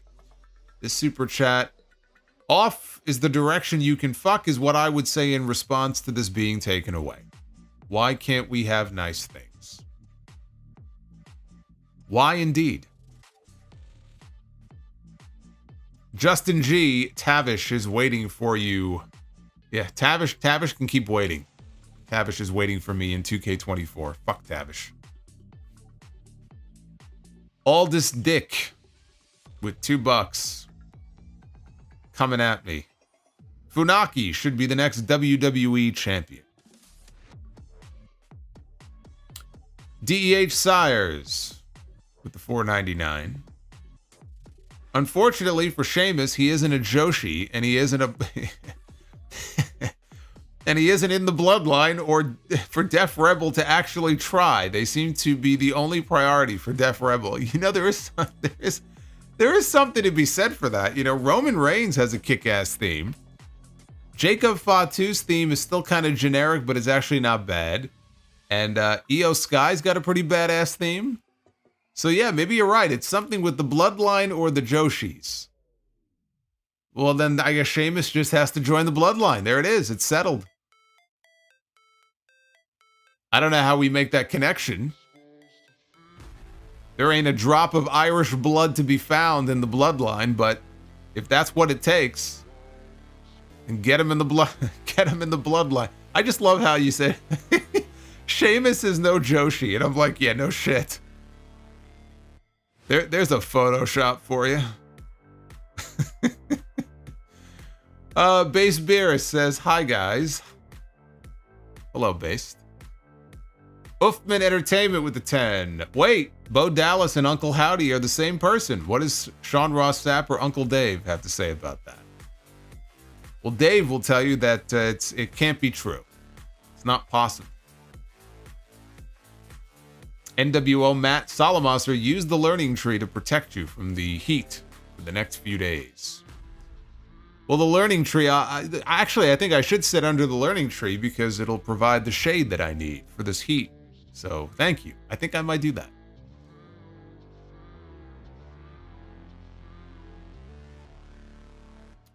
Isn't EOS by CFOs?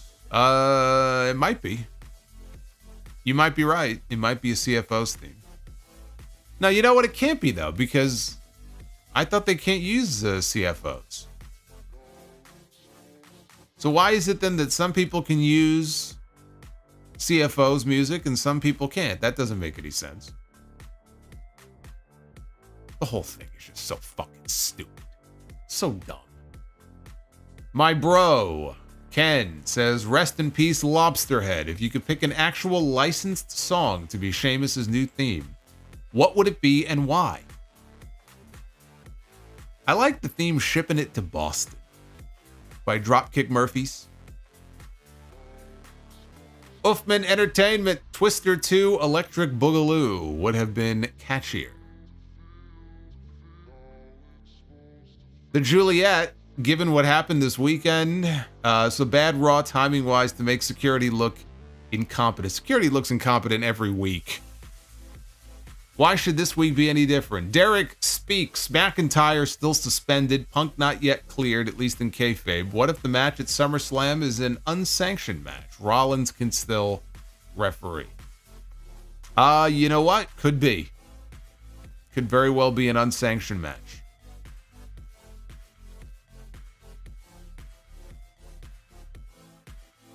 We have got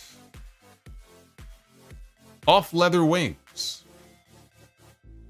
You old heads can have 1995. I don't care. What year was worse, 2009 or 2019? 2019. Crazy how same those years feel despite being a decade apart. 2019. That one was easy.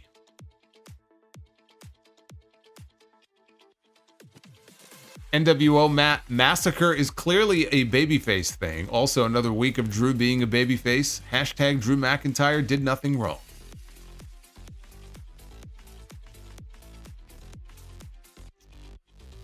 Hoffenheim. Finally, the Creeds with Gable. That's a real backup. There you go. We've got Slappin'.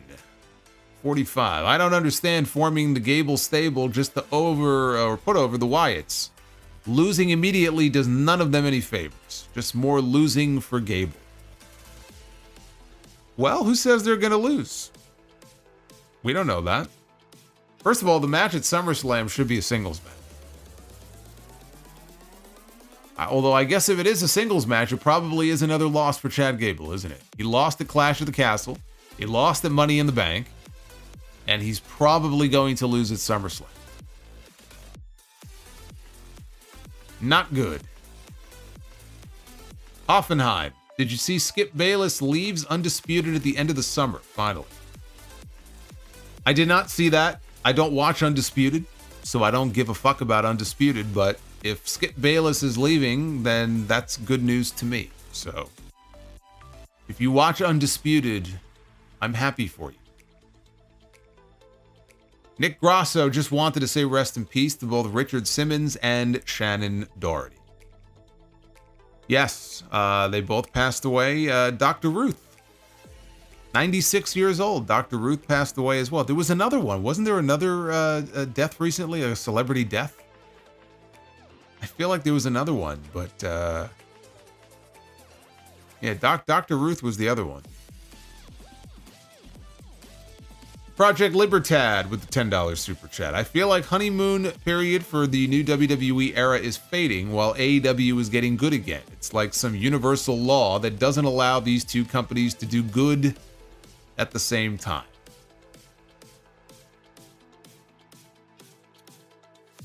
I mean, I don't know as far as the honeymoon period. I wouldn't say the honeymoon period is over or coming to an end with WWE. Things are still pretty good. It's just the shows the last few weeks have not been consistently as hot as they were maybe a month ago. I mean, there were like a string of like 2 or 3 home run SmackDowns. And like the last few weeks have been, again, solid, but not like spectacular or great or anything like that. It's not like it's a bad show. Oh, Shelley Duvall, thank you. I knew there was another one. Shelley Duvall passed away. From The Shining.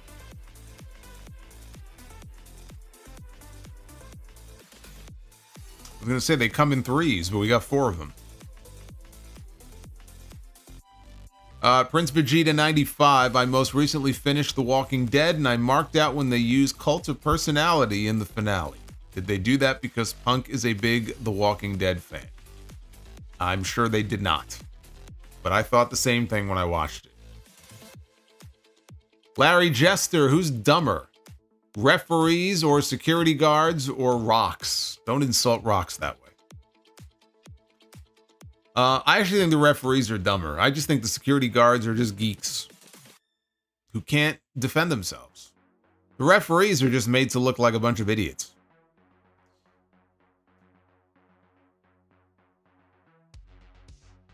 Oh, Doogie Howser's dad died? Like the actor? What was his name? I have his face in my head. I could see his face. Oh God, Doogie Howser MD. When I got my first computer, I guess it was Notepad. Was like the application, right? And it had the white background, and I tried everything to get the background to be blue so that I could type just like Doogie did. He had that blue background. Unfortunately, the only blue screen I could get is when my fucking computer froze. Casualties of gaming. Does Dom turn on Rhea? Oh, I think he turns her on. He turned her on tonight. Hey now. Andreves Gaming. Does he turn on her? No, I don't think he does. Andreves says, wish Edge a happy healing. Yes. Hopefully Adam Copeland is healing up from his broken leg and has learned his lesson. Base Beer is Twister 2, Purple Nurple. Arabian Night WWE, stop being cheap. License real music like Tony Khan. Nick Grosso, $9.99 super chat. I don't think it's a good idea to have Bo Dallas just lose as himself and just be able to win as Uncle Howdy. They did that with Balor and the Demon and Bray and the Fiend. Look at how that turned out. I didn't say he has to lose every match that he's in as Bo Dallas. I said he's more vulnerable. He'll take a beating. The matches would be more competitive. As Uncle Howdy, though, it could be a situation where he just is like a totally different person. Like, whatever you do to him, it has like no effect, right? Like he just wrestles in a different way, maybe in a more aggressive style. It takes a lot more to kind of dish out punishment to him. That's what I was talking about. I'm not saying that Bo Dallas needs to be a loser and go, on a losing streak where he can't win a match to save his life. I'm not saying that. But that was my big criticism, honestly, of Balor and the Demon and why I just stopped caring about the Demon. And then when the Demon had the match with Roman and fell off the top rope like an idiot, I said, that's it. The Demon is dead. And I don't think we've seen him since.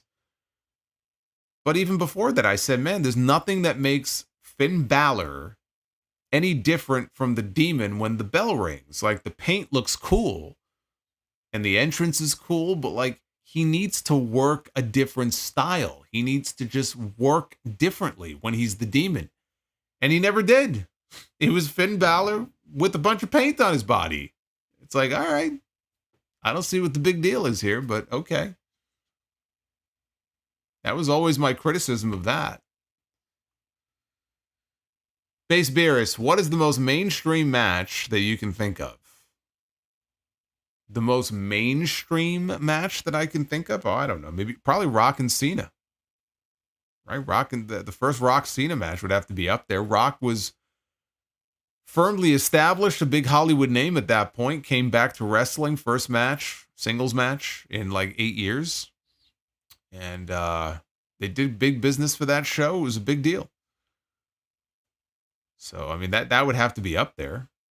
I don't know what you mean by mainstream, though. Like, what does that really even mean? Todd Warner with the $2. Any plans to attend future WWE PLEs? No plans, no. I need to be here. I got work. Got to watch the show and come on here to do the review for you guys. I mean, not unless I go to WrestleMania again. I went to the Royal Rumble this year. You know, that was my first WWE PLE since WrestleMania 35. And the Rumble was fun, but right now, nothing planned. Hoffenheim, will Bronny be a good NBA player?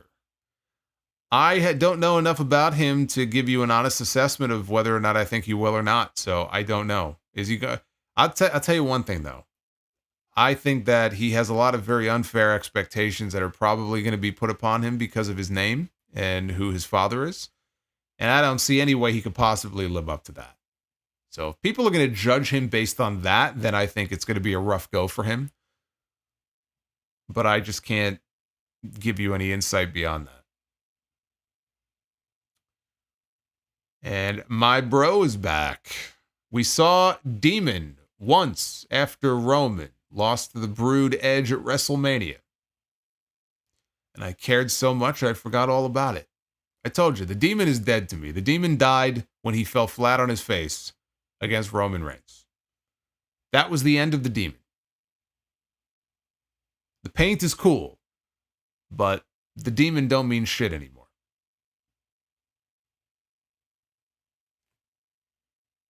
Who's his father? LeBron James. Paul Carpenter with the $5 super chat. And it was at that moment that The Rock looked at Vin Diesel and said, I'm going to make a movie about family, and I'm going to call it The Fast and the Furious. And it was at that moment that I told Jason, you're going to do a show, and you're going to call it Solomonster. Just add S-T-E-R to the end of your name, and the rest is history. Thank you, Rock. Thank you very much. I will drink Terramana in your honor.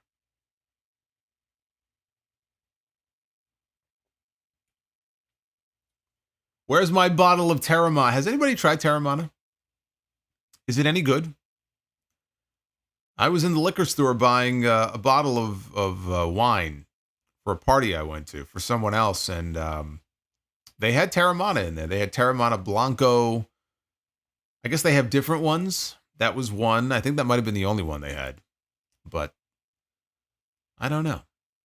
Is it any good? Arabian Night.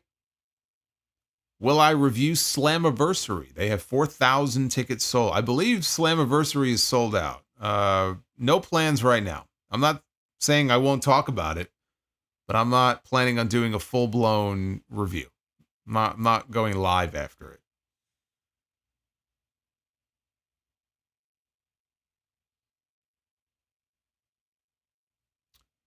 Bleed Boston. The Home Run Derby national anthem tonight was awful. Who sang it? I'll have to go back and listen. I heard that the winner of the Home Run Derby tonight was being presented with a special WWE made championship belt, like a custom WWE title of some kind. I didn't see it, so if anybody else did, let me know.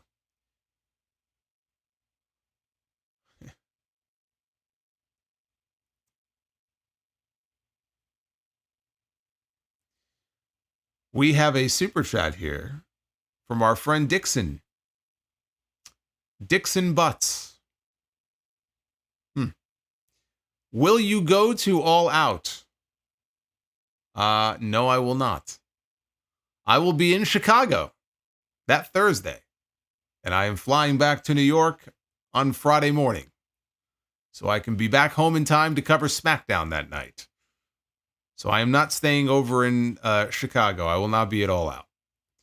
But I will be in Chicago on Thursday, September 5th for the House of Glory show, our first show in Chicago.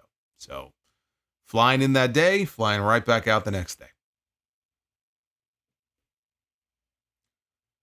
Rizzo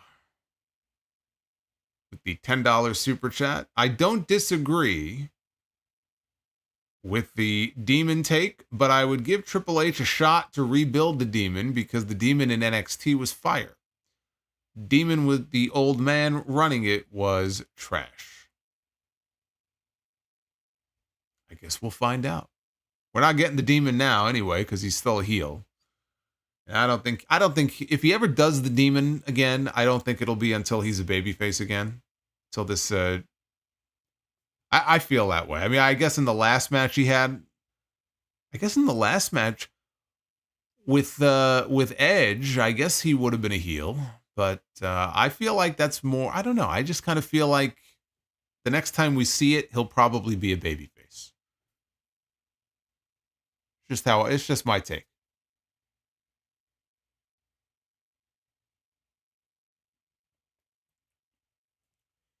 Yes, I did actually see Dalton Castle get knocked out on Collision.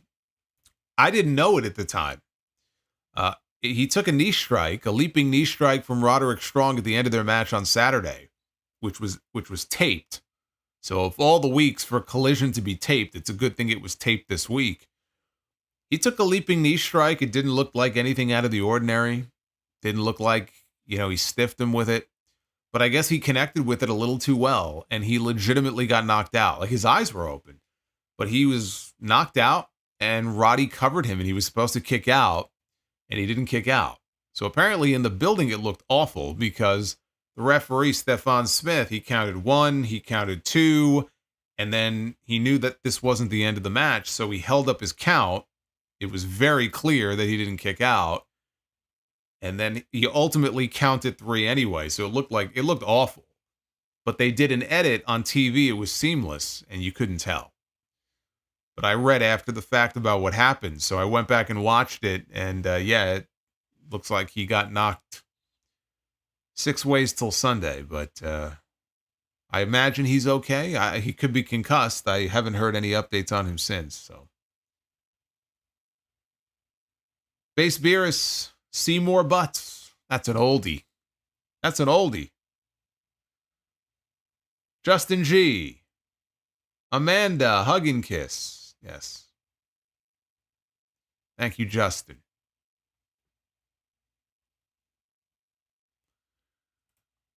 Thank you guys for the super chat love. I appreciate it. We are sitting at 5. Do my eyes deceive me, or are we sitting at 513 likes? That is amazing. Thank you for all the likes. I love seeing all those likes. Oh, yeah. Let's go ahead and be the booker. Ladies and gentlemen, it is now time to be the booker. Oh, there's Rhea and Dom in happier times. When Dom didn't have that shitty mustache. Time to be the booker. Have I seen the Batman yet? Not yet. You know what? I gotta see it. I still have not watched the Batman. I'll get around to it.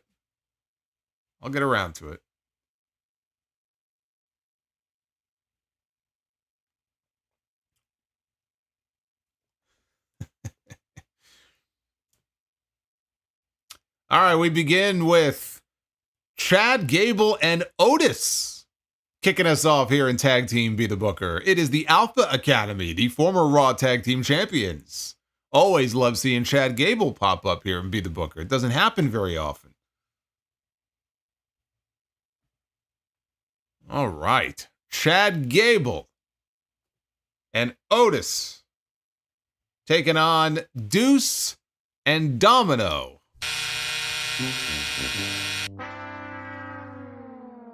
I'm going to take them out of here, man.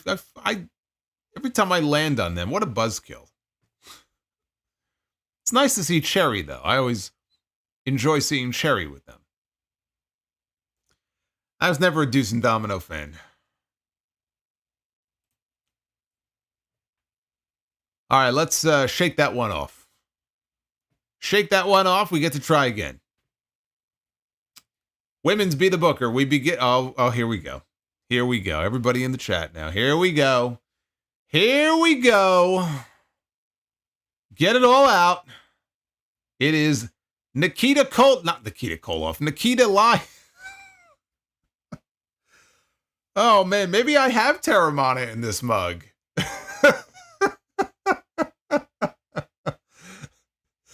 That is not Nikita Koloff. Nikita Koloff never looked like that, okay? Nikita Koloff never looked like that. That is Nikita Lyons. And I don't know what the hell is going on with Nikita Lyons because it seems like she's always hurt. She got an ACL tear. She was out for months. She came back. Then she's out again. Oh, man. Marquand says it's Busty Rhodes, the real American dream. That's right.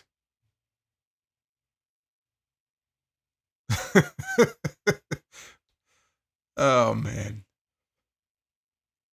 Am I sure that Koloff didn't get those cakes? I never looked.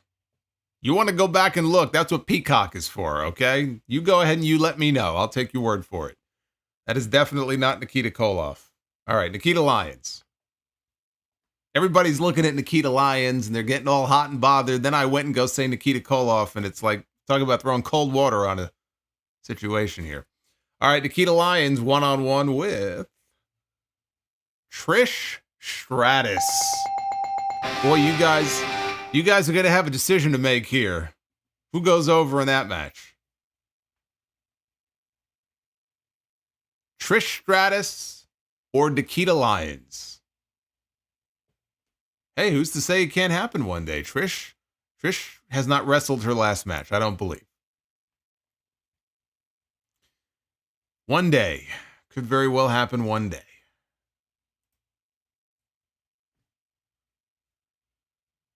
And now men's Be the Booker. Look at all these bells. People like that match. Trish is most definitely going over in that match. All right, men's Be the Booker. We begin with Darby Allin. Just made his return on Dynamite last week. Not much of a segment, but he was back on Dynamite. Looks like he's going to be wrestling Jack Perry, most likely at Wembley Stadium. Darby Allin. In the main event, he was elevated by Sting. Just by working with Sting, he's a main eventer now. Darby Allin against... It's straight out of the Wolfpack. Kevin Nash. Kevin Nash is going to lawn dart Darby Allin into the third row. And I'm going to love it. Nash against like a smaller guy like that who bumps all over the place so Nash doesn't have to, I think could actually be a lot of fun. Kevin Nash and Darby Allin could be a lot of fun. You know, Darby is just going to be a fucking crash test dummy in that match, so. But I would love to see Kevin Nash take one of those suicide dives from Darby Allin on the outside. Darby is the new Spike Dudley. You know what? He really is. I'll tell you what we'll do, though. Just for shits and giggles, we'll add a stipulation to it. I'm feeling like it's a stipulation night. What stipulation would you give Kevin Nash versus Darby Allin? Let's see. Kevin Nash is going to wrestle Darby Allin in an Inferno match. Yeah, I'd like to see you pitch that to Kevin Nash and see what his answer is. It's all about the money and the miles. You can't pay him enough money to get him in. You couldn't pay me enough money either to get me in an Inferno match. Please. You go to some of these wrestling shows and you're in the crowd. You don't even have to necessarily be near the stage. And when you have like those big explosions, let's say for someone's entrance, you know, you could feel the heat from like even that distance. I can't imagine what that would feel like being in the ring, just surrounded by flames for like 15 minutes like that. Like, there's no way. That's to say nothing of the safety factor. But yeah, no, I can't. I'm not good with the heat. But Darby would love it, of course. Like Darby Allin would do that. Yeah, he would do that in a heartbeat. Absolutely. All right, some interesting matches there. Very, very interesting. Well, thank you guys for choosing me for your Raw coverage tonight. I do appreciate it. I know we had somewhere up around 1,400 before, so that's very cool. I'm going to see you guys live next time, tomorrow night, actually, over on JD's channel for Tuesday Night Titans. Episode 57 is coming up there. We'll talk about all the big stories and news of the week, and then back here on this channel, Wednesday night, the 250th episode of Dynamite. It's a big Dynamite this week. We have MJF and Will Ospreay one-on-one for the first time ever. And that's not it. We have Kazuchika Okada against Swerve Strickland, the AEW champion, one-on-one for the first time ever. So we'll have to tolerate TV time with Chris Jericho to get to those two matches. And Nyla Rose has accepted the open challenge from Mercedes Moné for the TBS title. So those matches are all signed for Dynamite this week. Join me there. That is where you can find me for Dynamite 250. We had Sound of 870 dropping on Sunday this weekend. Good podcast. I hope you guys checked it out. If not, you need to change that. Tomorrow, give it a listen. Sound Off 870 is up for your listening pleasure. We need a Photoshop over the big C's. What big C's? What are you talking about? 2,100 on Wednesday will be louder than tonight. Yeah, they only have like 2,100 people last I heard in North. Oh God, it's forgot exactly where. It's in Arkansas. 2,100 people for the first MJF Will Ospreay match, when they could have had 50,000 people for the first Will Ospreay MJF match at Wembley Stadium. But they're trying to pop a big number this week. They're in the home stretch with their media rights negotiations. Tony Khan's loading the show up. He's got blood and guts next week. He's going all out, no pun intended.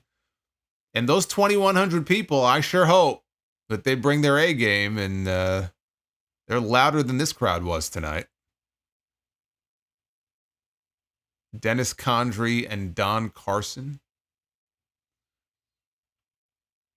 That should be the next super chat for me and JD for TNT. Yeah, we could pick a more interesting team than that. Little Rock, yeah, but I think it's North Little Rock. North Little Rock, Arkansas. For the first MJF Will Ospreay match coming up on Wednesday. Hey, Thunder Force, thank you for the super chat.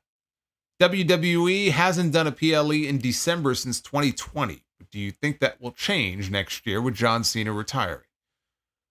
they're definitely going to have some kind of a big send-off for him. My suggestion on the podcast was to take one of the 4 quarterly annual NBC Primetime Network specials that they are going to have as part of their new deal for SmackDown with NBC Universal. And you can create a whole NBC Primetime special out of it. To me, that would be even more marquee than just the PLE on Peacock. Do an NBC Primetime special.